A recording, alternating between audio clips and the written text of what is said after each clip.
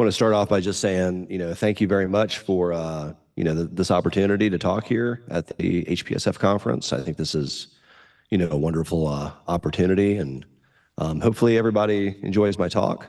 So I'm going to be talking today about the history of Apptainer, and, it's kind of as a little joke, I'm going to say this is one Dave's perspective on the history of Apptainer. If you've been around for a little while, the container community, you'll know that there's lots of us Daves. There have actually been 3 different Daves that have been release managers of Singularity / Apptainer at one point in time. So that's why I'm just saying this is one Dave's perspective on the history. Okay, so which of these many Daves am I? I'll go ahead and introduce myself. So I'm the Dave that was trained as a neuroscientist at Vanderbilt. So I actually started off not as a computer scientist, but as a neuroscientist. I did a postdoc at the National Institutes of Health. And while I was there in that postdoc, I became interested in high-performance computing, and I joined the BioWolf team there as a staff scientist, helping to administer the BioWolf cluster. I've been in the HPC containers community really since there was an HPC containers community. So it's been around for quite some time in this area. And today's talk is going to be a little bit different. So when we started thinking about putting talks together for this conference, I thought, well, Apptainer is getting to be like, it's almost 10 years old. This was its ninth year anniversary this year, and next year it'll be 10 years old. My son is actually just a few months older than Apptainer, so it's getting to be pretty mature. And so I decided to put together a talk that would be a little bit more historical rather than technical, and just sort of trace the origins of the software and talk about where we've been. And my aim here with this talk is not just to be informative, but also to be entertaining to some extent. So this will be a little bit of a lighter talk where I'll just kind of talk about the story of Apptainer and where we were at in different points. And I also think that history is important in general. And I think that when you learn the history of a subject, you learn a lot about that subject that you would not get otherwise. So, maybe this is a lot of stuff that people already know. I'm not really sure, with the audience, maybe it's totally new to people. And I'm also going to focus on my personal experience with Apptainer. So I'm sorry if I highlight certain things and I leave out certain things, but I'm going to, recount this history through my eyes, which I think I'm, probably the best qualified to do. Okay, so with that, I'm just going to kind of launch into a timeline and just kind of start talking about, where this software came from and how it came to be what it is now. So around the 2014, 2015 timeline, as I mentioned, I was a staff scientist at the time working at the NIH. And, many of us who are working in HPC were getting requests for Docker. So, essentially Docker had made a big mark at that point in time in the cloud native community. And, folks in HPC who had DevOps friends who were using Docker were like, hey, this is something that we could use within HPC and would really be helpful to us. Of course, many of us started to evaluate Docker and decided it was not really the greatest fit for HPC. But because of that, several different groups began to start working on Linux containers that would be appropriate to use in HPC. So some notable examples are, there was a project called Shifter, which was coming about at that time. Of course, there was also Charlie Cloud started to come about, and that was, that's a project that's, still around and is actually, got some representation, I believe, here at this conference as well. And also, Singularity 1.0. So Greg Kurtzer at the Lawrence Berkeley National Lab began to work on Singularity at that time. Now, Singularity 1.0, when that first came out, there's been a little bit of confusion or misunderstanding about that 1.0. It really wasn't a 1.0 release. It was really more of an alpha release, and it was really more of a request for feedback Like, are we going in the right direction here? Is this, what the kinds of things that people want in a container solution for HPC? And there was kind of a fast follow after that 1.0 with a 2.0 version. And that was really the first version that started to incorporate features that we would really consider to be similar to what we currently think of as Apptainer. So, those things kind of happened pretty quickly. And so then around summer of 2016, Singularity kind of started to get its first early adopters. So from my perspective, remember that I came out of the neuroscience community. So from my perspective, I was a staff scientist who would receive a lot of questions and issues from other neuroscientists at the NIH. And so I started to receive requests specifically from neuroscience folks asking for this new container software called Singularity. And the reason it was neuroscientists is because at Stanford, there was a neuroscience lab, there is a neuroscience lab, Russ Poldrak's lab. And there was a neuroscientist working in that lab, Vanessa Sockett, who had jumped on to Singularity very quickly and was working, on some contributions to it and was making a lot of noise about it. So they had heard through the neuroscience grapevine about this software and had made requests for it to be installed at HPC, at the NIH HPC. And that was fortunate, because if it hadn't come through the neuroscience channels, I might not have been the staff member to actually start working on this. But it was very interesting to me, and I picked it up and I started to look at it. So at that time, it was kind of a small, tight-knit community. There was a website for Singularity that Greg had put up. There was a Google mailing list. Eventually, we also got Slack. And so, and that was kind of one of the interesting things about the community at the time, is that Slack was very new. At this point, we take Slack for granted, but at the time, Slack was a very new technology. And it was, fun to be part of this community that was communicating via emojis and GIFs and things like that. And also at this time, other folks besides Greg started to pitch in and do things. So we started to see things like support for OverlayFS. Vanessa, whom I already mentioned, she created an integration that allowed you to pull containers from Docker Hub. So she integrated the Docker Hub API. I would say allowed you to pull containers from an OCI registry, except there wasn't any such thing as an OCI registry yet. OCI as a concept kind of started around the same time that people were starting to ask about containers in HPC, but I don't think that the spec had been fully formed, and I don't think that registries had been added to the spec as part of it at that point in time. But so that's kind of where we were at that point.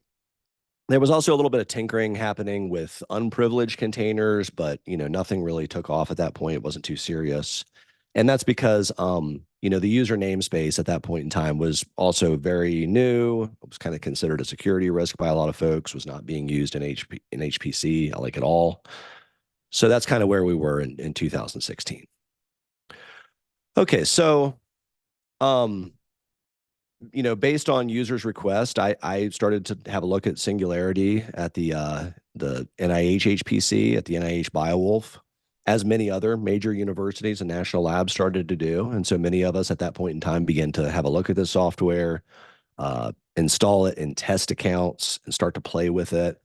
I started to evaluate it, not only from a user's perspective, but also from a security standpoint, and got several other staff members involved on that effort as well. And we had some concerns. So there was, at the time when you installed Singularity, there was a root-owned SUID bit executable that came along as part of the installation. And so we recognized that was a security risk. But the NIH HPC, like I guess probably like many places, had kind of a philosophy of trying to enable users. And so when there was a trade-off between security and usability, we would measure that and kind of weigh that. And in this case, we decided that, this software could, be very, very useful, which obviously it turned out to be. And so because of that, we were willing to take the security risk and do the extra work to try to make sure it was secure to enable this. And so that's what we did. So we started off just kind of like a power user, kind of invite only period of time during which some people could use it, and that went well. And so ultimately we ended up, making this available to everybody. And I would ultimately end up, teaching classes on this, teaching people how to build containers and use containers and so on at the NIH. Now, one of the cool things about the community at that point in time is that it was a lot of early adopters and it was a lot of really advanced users. And so because of that, there was a big overlap between the people who were using Singularity and also the people who were trying to leverage GPU accelerated workloads and the people who were sort of dabbling in AI, which, as far as HPC is concerned, was still pretty new at that point in time. And it was a natural fit because a lot of the GPU accelerated workloads and a lot of the AI frameworks at the time were very, very difficult to install. And so if you had a container that was already pre-built, that already had something like TensorFlow in it, that was super helpful. But then, of course, there was this other issue that you needed to be able to see your GPU inside the container. So I spent a lot of time kind of messing around with TensorFlow containers and other, AI-enabled containers at that point in time, like AI frameworks and things. And I spent a lot of time working with GPUs and trying to make sure that GPUs worked seamlessly with containers. So it was also one of my responsibilities at the NIH HPC to just keep the GPU drivers up to date on our GPU-enabled nodes. So, I kind of was the one who, when I updated all the GPU drivers, I was the one who broke everybody's containers as well. And I was also the container person.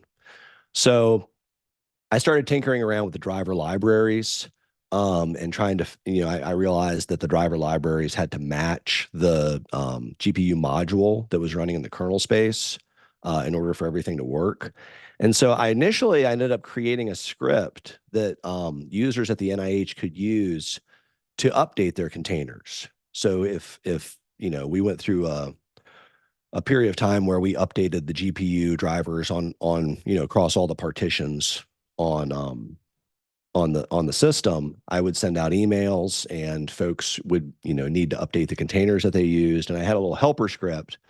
I actually would take the NVIDIA GPU drivers from and I would copy them and put them up on an NIH FTP site. I actually got in trouble because I was also doing that with cuDNN, and that violated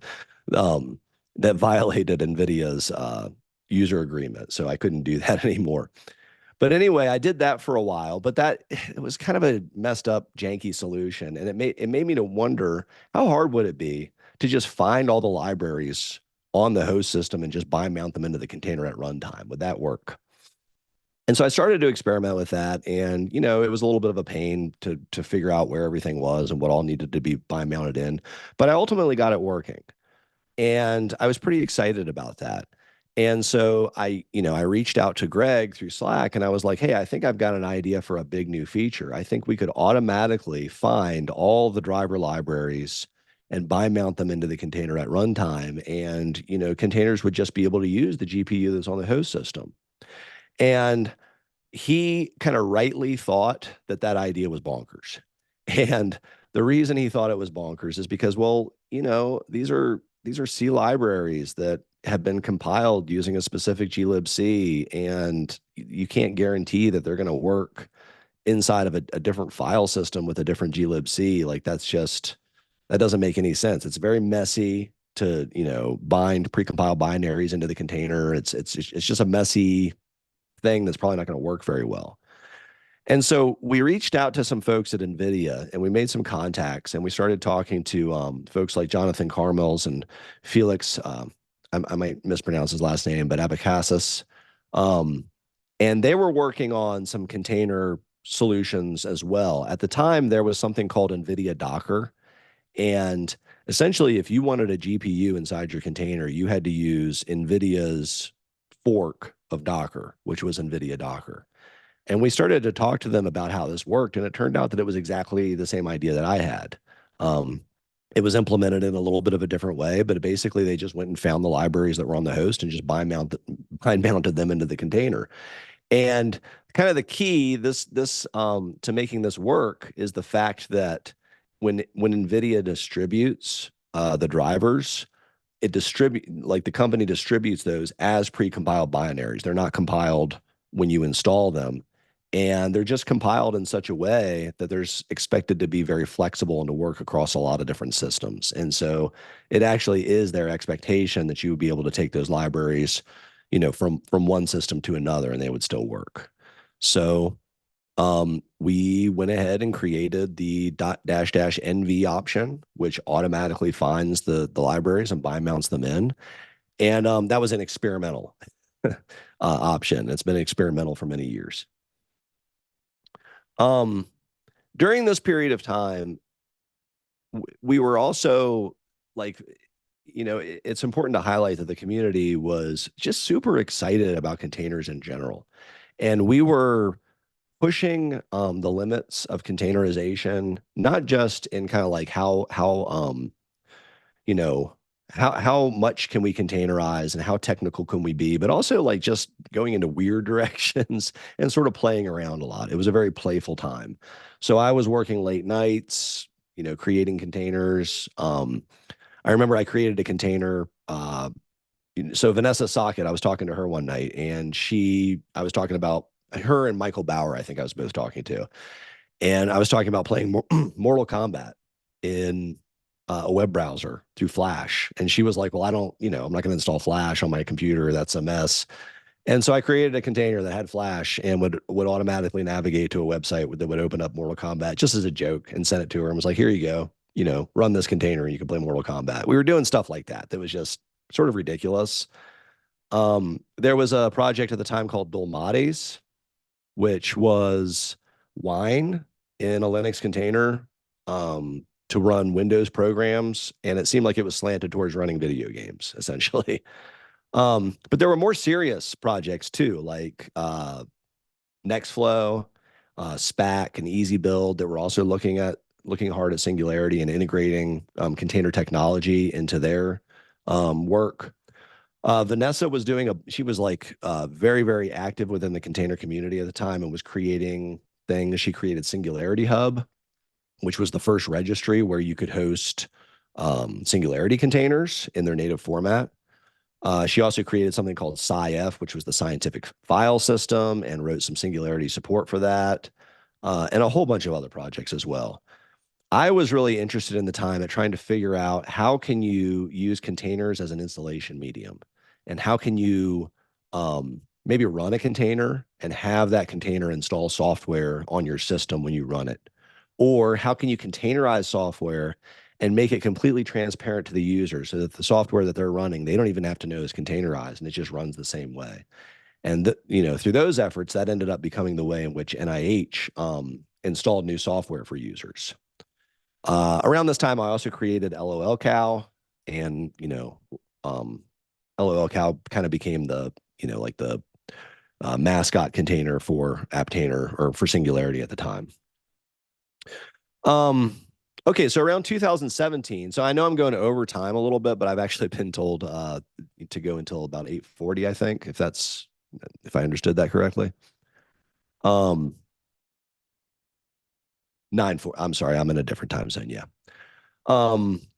So around this time, we also shortly after that, that community is really churning and everything.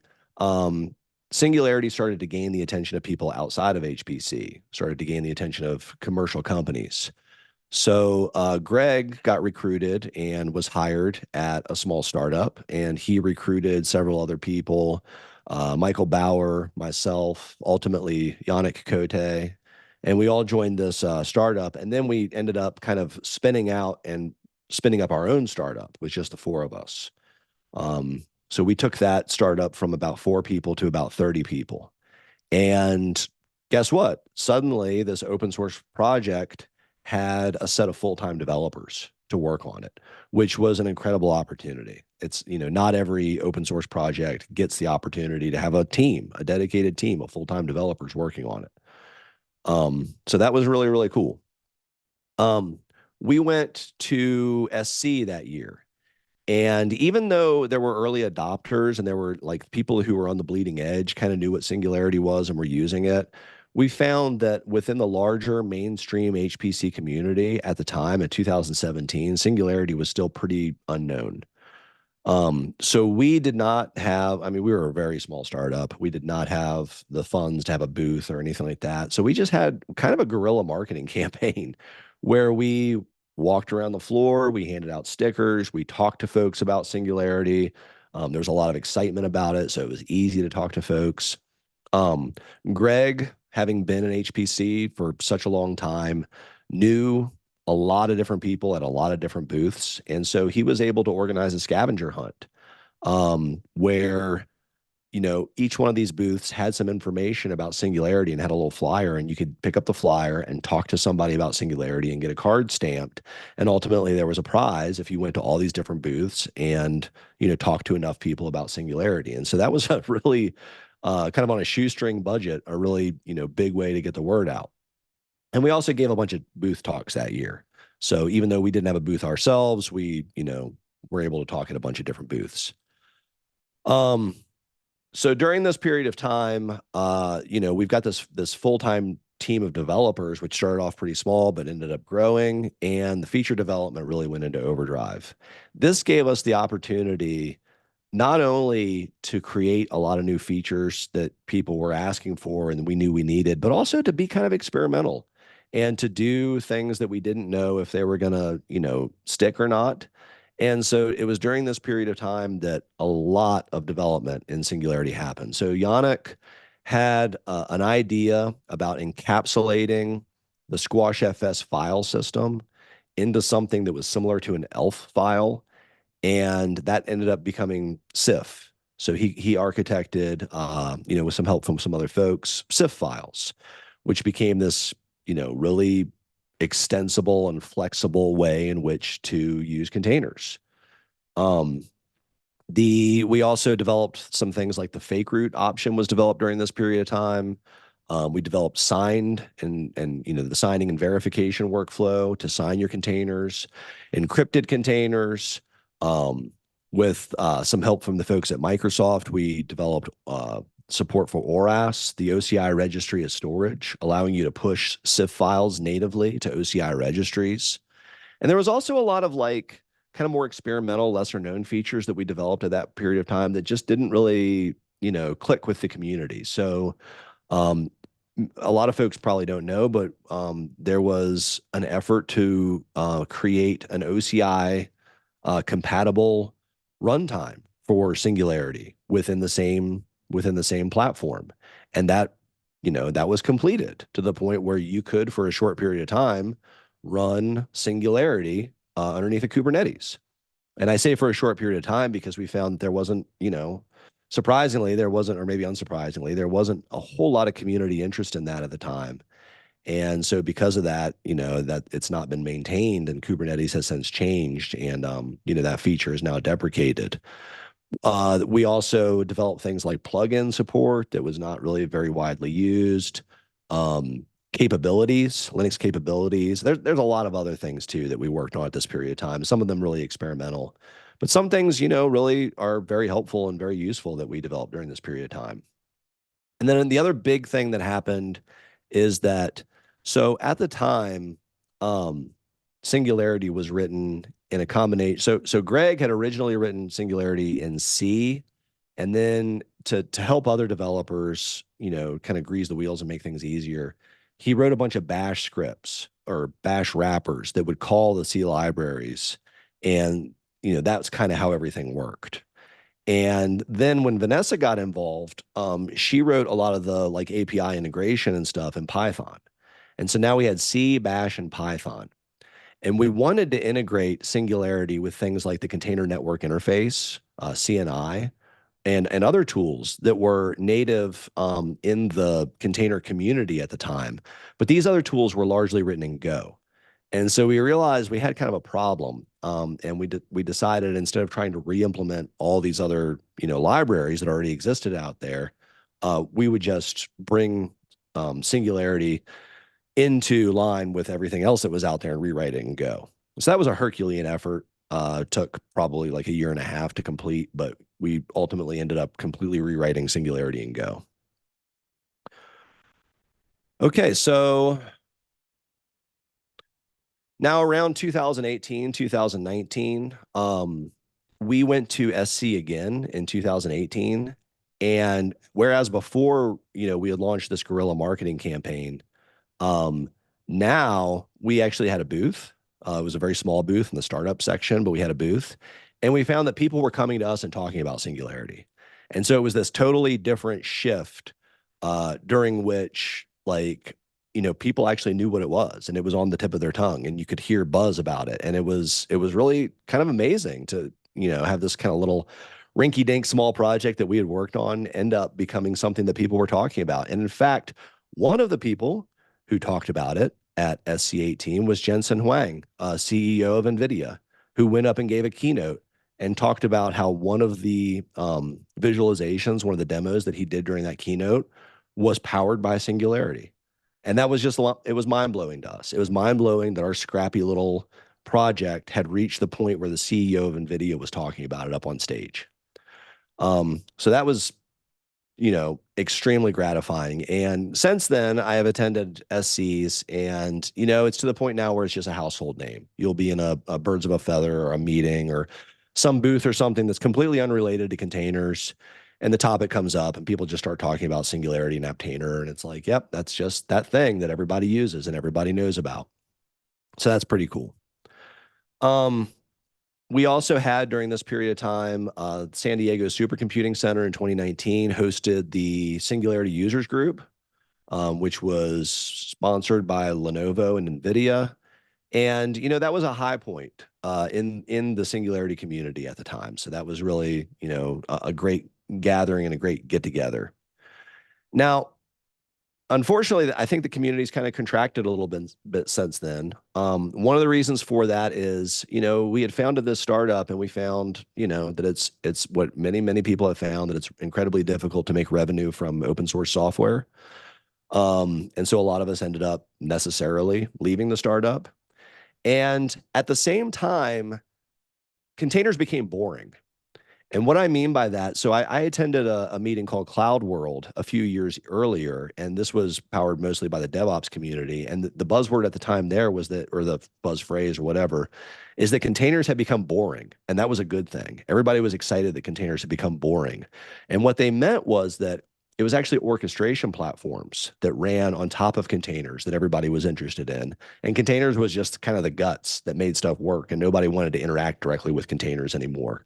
And I think that kind of, we've kind of gotten to that point too, or we kind of did get to that point where containers became boring.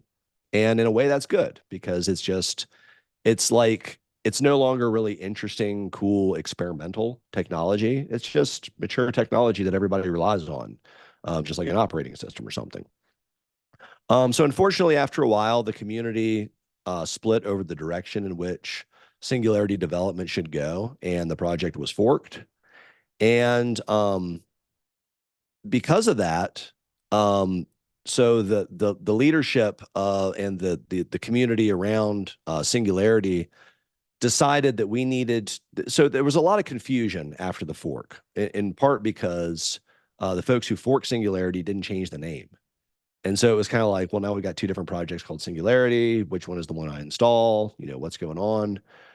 So in order to try to rebuild some confidence in the community, and to show that the community is dedicated to open source, the Singularity leadership decided to take the project into the Linux Foundation. And as part of that transition, it was agreed that we should change our name to keep things, to keep people, to try to reduce confusion about what was what. And so several proposed names were put forward, and we ultimately voted and decided that Apptainer was the one. And so that was the change from Singularity to Apptainer. So since then, Dave Dykstra he's assumed the role of the release manager, and under his leadership, there's been a big push within Apptainer development to try to reduce the amount of privileges. And that started off just by kind of increasing the number of features that you could use within Apptainer in an unprivileged manner. And it got to the point where we had enough features implemented that it just made sense to change the default installation of Apptainer to an unprivileged installation.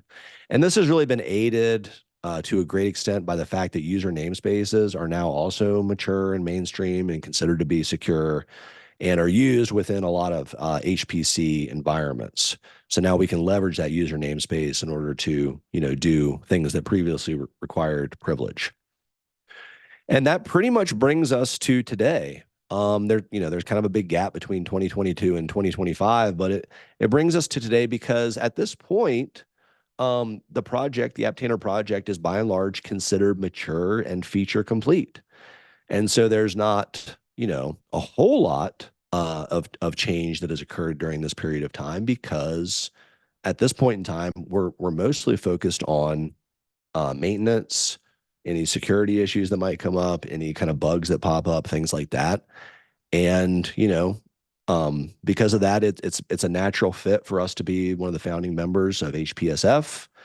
We are already part of the Linux Foundation, so it was, an honor and also a natural fit to be invited to join. And, once again, containers are kind of boring now. Now we're talking about container orchestration. And so, I'm not really talking about it here in this talk very much, but I think we've come full circle now, and we've come to the point where now we have folks in HPC who are coming to administrators and saying, what about container orchestration? Would you install Kubernetes on the system? Can we run our jobs through Kubernetes? And a lot of folks are trying to do that right now and having some success with that. So that's what I'm focused on working on right now at CIQ is kind of like, Singularity was the HPC specific solution for containers that, came about in response to users' needs. Now we're working on the HPC specific container orchestration platform based on users' needs, which is called Fuzzball. Okay, so with that pretty much ends my talk. And, I've got a little bit of time for discussion since I think that I'm supposed to end at 20 till. Thank you for your time and attention. So 3 more minutes for questions. Introduce yourself. Hello, David. Thanks for the talk. I don't know if you can see me, but anyway, I'm Michael Ferguson. I am that way. I'm associated with the Chapel project. Oh, yeah. Oh, yeah. Over here. Oh, look, there I am. Now I can't see you. So. But anyway, I was wondering if you could talk a little bit more about the name change process, as I think that's something we should consider as we're joining HPSF and the Linux Foundation also. And it's also something that seems to be something everyone has an opinion about, and I can't imagine how the mailing list went and that sort of thing. So I was wondering if you could talk a little bit about that. Thanks. Absolutely.